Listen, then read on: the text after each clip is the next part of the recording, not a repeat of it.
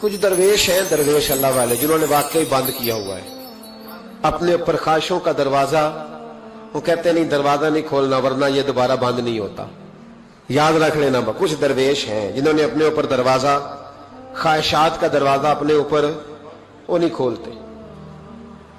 एक सुल्तान यहया नाम का बादशाह गुजरा है, अरब के कुछ हिस्सों का हुक्मरान था, तो उसको बड़ा शौक था लोगों को बांटने का।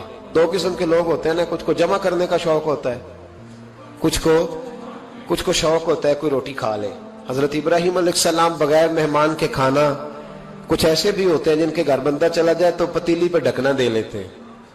अपना अपना फर्क है ना जी, हर आदमी का अपना अपना ज़ौक़ है। मिन्नत करते हैं किसी की। मुझे बड़ी बात पसंद है शेख सादी की, कर्जे ले लेके मेहमान नवाजी करते थे। एक दिन सारे मकरूज इकट्ठे हो गए, कहने लगे बाबे पैसे दे। बाबा जी कहते हैं वो पैसे मांग रहे हैं, मुझे टेंशन है कि इन्होंने खुआया कुछ नहीं, मुझे परेशानी लगी। एक बच्चा कोई चीज बेच रहा था, वो खील मरुंडा नहीं बेचते बच्चे, वो बेच रहा था, तो आ गया तो कहने लगा लेनी है, तो बाबा जी कहने लगे मेरे मेहमानों को खिला दे सारी। बच्चा भी राजी हो गया कि सारा इकट्ठा ही गाहक मिल गया, तो सारा जब खिला दिया कहने लगा पैसे। तो शेख सादी फरमाने लगे तू भी बैठ जा, ये सारे पैसे लेने आए हुए हैं, बैठ जा, इनके पैसे इन्हें मिलेंगे तो तुझे भी। तो बच्चा रो पड़ा, रोया, कहने लगा मैं तो यतीम हूं, 4 बहनें छोड़ के आया, अम्मा की दवाई भी लेके जानी, मुझे तो पैसे चाहिए। बच्चा रोया तो शेख सादी का एक मुरीद आया, उसने ला के नजर पेश की, कहा हुजूर ये नजराना है। 400 दिनार लाया, तो हजरत सादी ने सबको दिए, बच्चे को भी दिए। सब लोग चले गए, तो उन कर्ज लेने वालों में से एक बंदा समझदार था, हजरत सादी के पास आके तो कहने लगा बाबा समझ नहीं आई, हम बरसों से लेने आ रहे थे, मिल नहीं रहे थे, कितने महीनों से मांग रहे हैं, नहीं मिल रहे थे, आज फटाफट मिल गए। तो शेख सादी बुजुर्ग थे ना, तो बुजुर्गों वाली बात कर गए, कहने लगे तुम में रोने वाला कोई नहीं था ना, पूरी मजलिस में एक भी रोने वाला हो तो सबका काम बन जाता है। रोने वाला आशिक दा कम रोना तोड़ा, ए बिना रोयो नहीं मंजूरी, बिना रोयो नहीं मंजूरी, ते बिना रोयो नहीं मंजूरी। आशिक सदा ही रोंदा रहिंदा, भावे वसल होवे ते भावा दूरी का। रोने वाला एक आ गया तो सबका काम बन गया। तो कुछ लोगों को शौक होता, बादशाह को, सुल्तान यहया अरब के कुछ हिस्सों का बादशाह था, शौक बड़ा था लोगों को खिलाने पिलाने का, बड़ा शौकीन था, बड़ा बांटता था, और कई दफा माज़अल्लाह इस पर फख्र भी करता था जो नहीं कर, तकब्बुर से भी कहता था बड़ी जायदादें आओ जिसने लेना है, तकब्बुर भी करता था माज़अल्लाह, जो नहीं करना चाहिए था। एक दिन जामे मस्जिद के बाहर खड़े होकर ना बांटने लगा। कोई फकीर आया तो एक मुट्ठी भर के शर्फियां दे दी, किसी को सोना दे दिया, किसी को चांदी दे दी। एक दरवेश बाबा जी कोने में बैठे हुए, असी किसी दे कुछ भी नहीं लगते, कोई जरूरत नहीं, कोने में बैठे। आप यकीन करें, आप थोड़ा सा रुख इधर करें, दुनिया पीछे पीछे हो जाती है। अगर आप पीछे भागेंगे तो आगे दौड़ के भागेंगे। मिजाज है कौम का, किसी का हाल पूछ ले वो बिगड़ जाता है, कहता है मुझसे कोई काम होगा तभी तो पूछा है, और आप चुप कर जाए, खामोश हो जाए, ये भी बड़ी मुसीबत है। कि प्यार कर ले तो उसका भी नुकसान देखने में आता है, कहते हैं पता नहीं मेरे अंदर क्या लालच है, क्या खूबी है जिस वजह से मुझसे इतनी मोहब्बत हो रही है। वो बाबा जी कोने में तवज्जो ही नहीं की। जब तवज्जो ना की तो सुल्तान की तवज्जो खुद ब खुद हो गई। सुल्तान यहया कहने लगे बाबा कोई काबिले तवज्जो आदमी है, सब लोग लाइनों में लगे हुए भाग रहे हैं, बादशाह आया है। यहां तो शादी पे खाना खुल जाए तो बड़े बड़े अमीरों का पता चल जाता है कि बनने क्या लगा है, कहते पता नहीं दोबारा छोटे गोश्त की ट्रे आएगी कि नहीं आएगी, और इतना सारा रख लेते हैं कि अल्लामान वाला फीस। बड़े बड़े अमीरों के पोल खुल जाते हैं, पता चलता है कितने तगड़े अमीर हैं। तो जब उसने कहा शर्फियां, सोने, हीरे, जवाहरात, तो जो नहीं थे फकीर वो भी लाइनों में लग गए। लेकिन वो फकीर फटे पुराने कपड़े, सानू तख्त हजारे दी लोड़ किए, नाले की लगे शहर बंबोल दे नाल, असी अपनी बाल के सेकने, सानू की लगे किसी और दे नाल। और इकबाल ने इसकी तशरीह की, इकबाल कहने लगे हवा गो तुंदो तेज है लेकिन चराग अपना जला रहा है। हवा गो तुंदो तेज है, तेज हवा में चराग नहीं जलते। हवा गो तुंदो तेज है लेकिन चराग अपना जला रहा है। वो मर्द दरवेश हक ने जिसको अता किए हैं अंदाजे खुश रवाना, फरमाते हैं जिसे अल्लाह ने बेनियाजी दे दी, लालच से दूर कर लिया, वो किसी की परवाह, वो अपना चराग जलाता है अपना। अपनी मट्टी पे चलने का सलीका सीखो, संगे मर मर पे चलोगे तो फिसल जाओगे, وہ بابا بیٹھا ہے تو بادشاہ کہنے لگا اسے بھی بلاؤ. بابے کو بلایا, کہنے لگا تجھے کچھ نہیں چاہیے؟ بابا کہنے لگا چاہیے تو بڑا کچھ, پر تجھ سے نہیں چاہیے. کہا کس سے چاہیے؟ فرمایا اس سے چاہیے جو دے کے حساب نہیں پوچھتا, بغیر حساب دیتا ہے, اس سے چاہیے. کہنے لگا نہیں, دروازہ کھلا ہے, تو بھی لے لے. بابا کہنے لگا میں لے تو لوں پر تو دے کچھ نہیں نہ سکتا. بادشاہ کو غصہ آیا, اکڑ تھی, تکبر تھا. کہنے لگا تو کیوں نہیں میں دے سکتا, تو سوال کر. تو بابے نے ساتھ والے فقیر سے لکڑی کا کالا پیالہ پکڑا, ہوتے نا فقیروں کے پاس مانگ, لکڑی کا کالا پیالہ, تو کہا لو دے دو کچھ. اس نے فوری طور پر سونے کی اشرفیاں مٹھی بھری اور لکڑی کے پیالے میں ڈالی.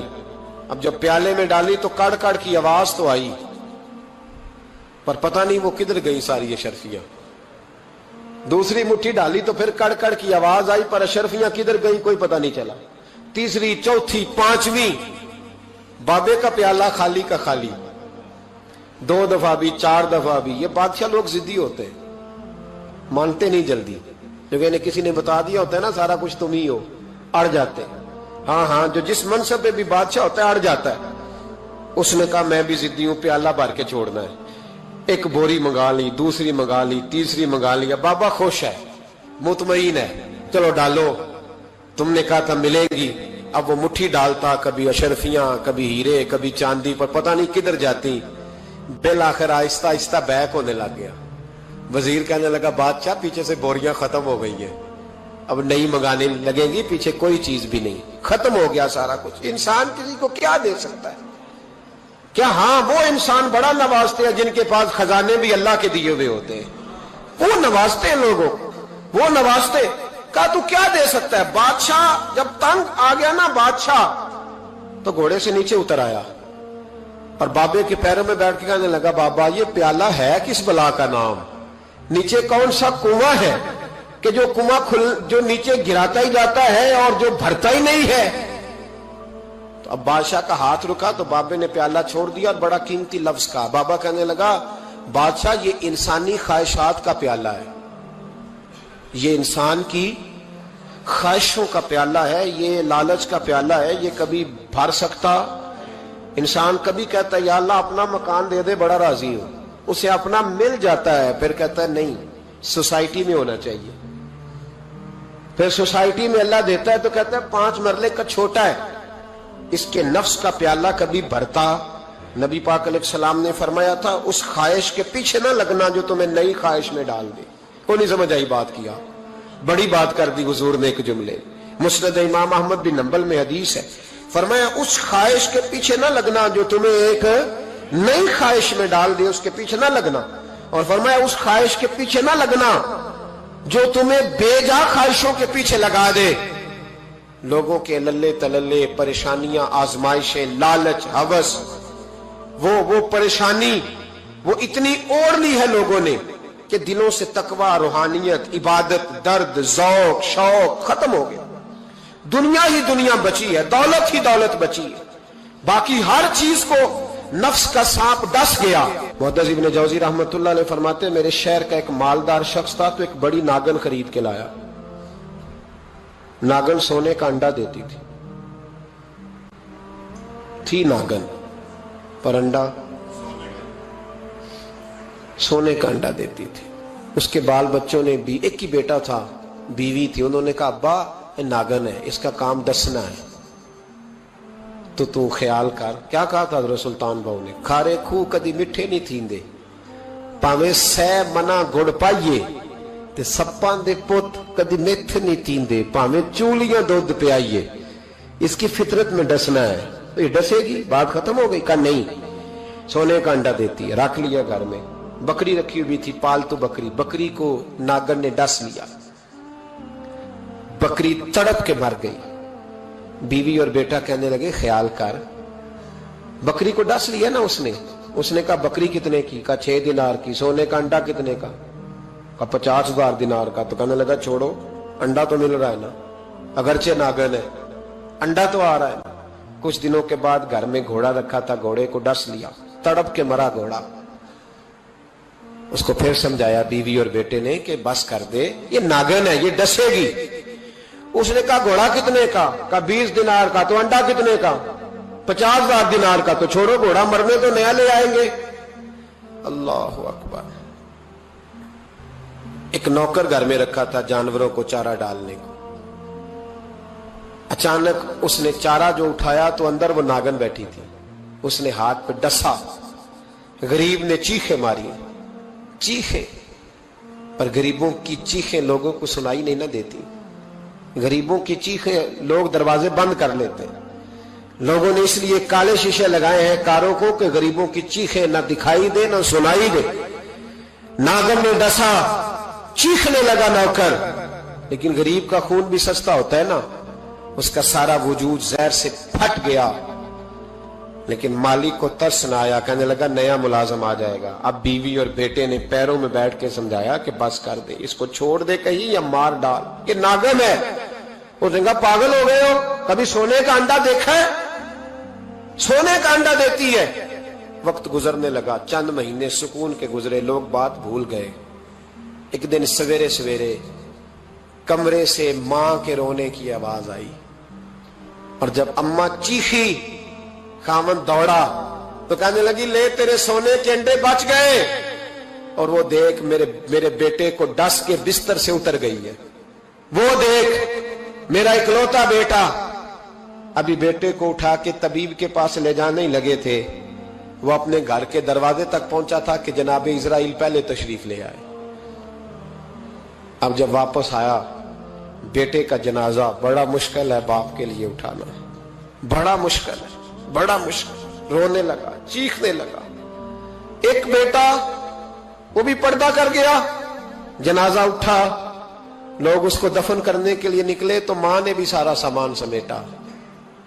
मां ने भी वापस आके कहने लगा तू कहां जा रही है? कहने लगी इस वेड़े में, इस सहन में मेरे बेटे की मौत हुई।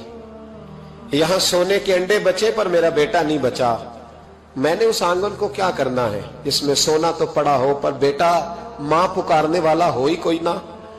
मेरी तो सारी आरज़ुएं उजड़ गई, तेरे लालच ने हर चीज तबाह कर दी। कहने लगा मैं इसे मार डालूंगा, निकाल दूंगा, कब क्या फायदा।